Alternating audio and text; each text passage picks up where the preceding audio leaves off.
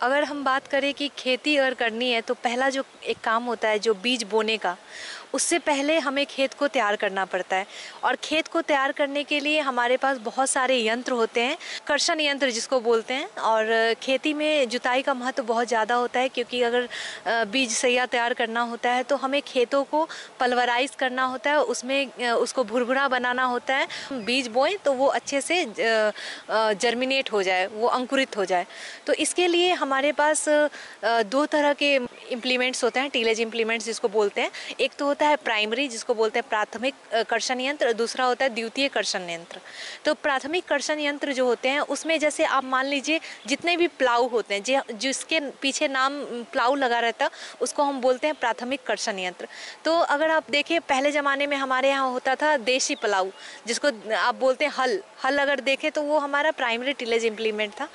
तो अभी भी जैसे आप देखेंगे गांव में बहुत ही रेयर हो गया है कि दो उसको बैल लगा के हम उसको प्रयोग में लाते हैं। तो इससे क्या होता है, एक लाइन बस आपका होता है, तो इसकी एफिशिएंसी काफ़ी कम होती है।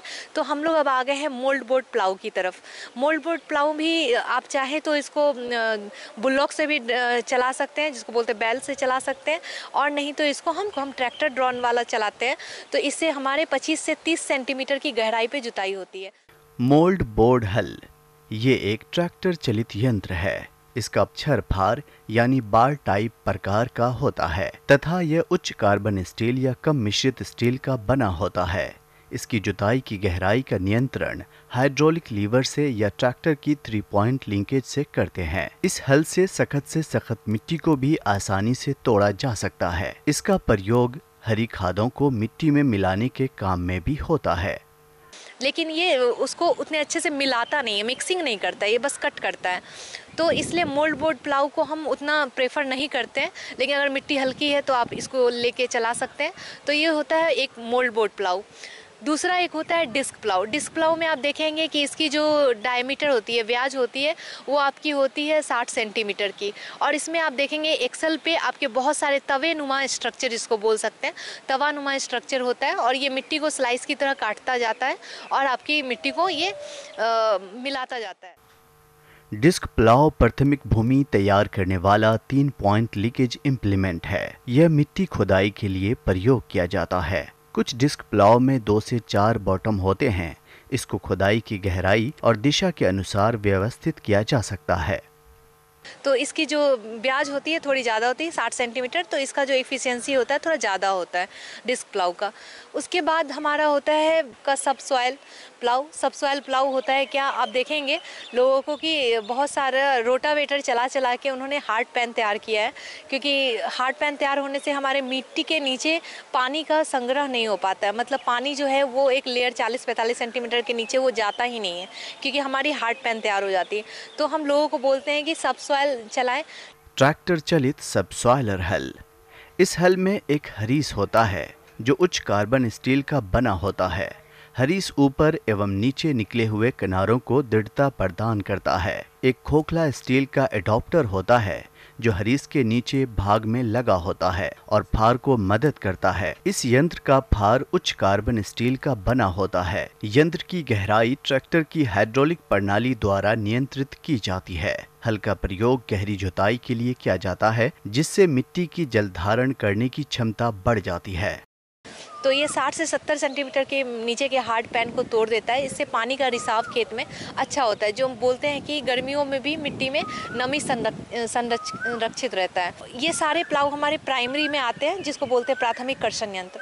दूसरा जो बोलते हैं हम द्वितीय कर्षण यंत्र होता है। द्वितीय कर्षण यंत्र में आपका जितना भी देखें, कल्टीवेटर है, रोटावेटर है, ये सब आपके द्वितीय कर्षण यंत्र होते हैं। और हैरो, ये 3 जो होते हैं मेनली हमारे द्वितीय कर्षण यंत्र हैं।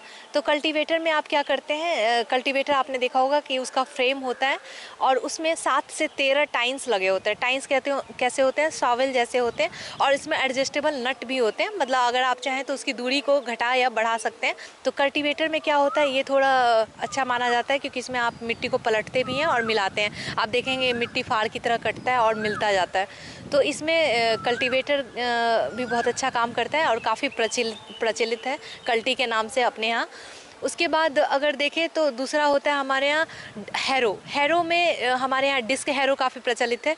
जैसे मान लीजिए जहाँ पे खरपतवार की समस्या खेतों में ज़्यादा होती है और मिट्टी भी थोड़ी कठोर होती है, लेकिन पथरीला नहीं होना चाहिए, मिट्टी कठोर अगर है तो आप हैरो चला सकते हैं। हैरो में क्या होता है, 2 एक्सल होते हैं, ये तवानुमा स्ट्रक्चर होता है, जैसे डिस्क प्लाऊ आपने देखा होगा वैसे ही तवानुमा होता है, लेकिन ये 2 ऑफसेट में आते हैं, मतलब 2 एक्सल पे 2 डिस्क लगे रहते हैं, नंबर ऑफ डिस्क लगे रहते हैं।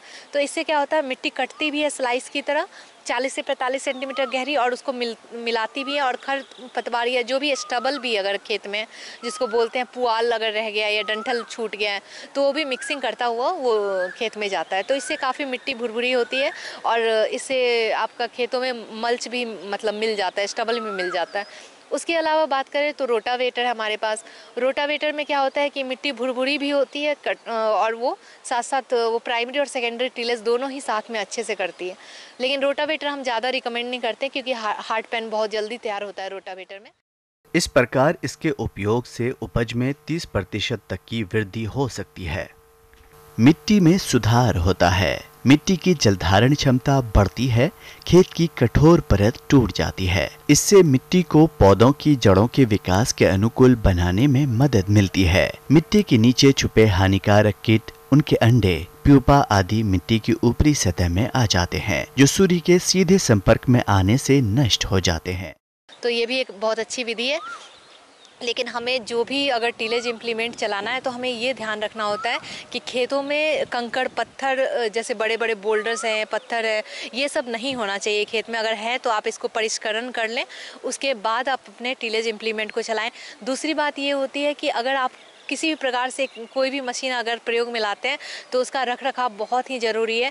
आप इसको अगर गीली मिट्टी अगर लगी है तो इसको आप हटाएं, इसको सुखाएं, हटाने के बाद इसको ग्रीसिंग करें, जहाँ जहाँ नट बोल्ट्स हैं वहाँ पे बियरिंग है उसको आप ग्रीसिंग करें।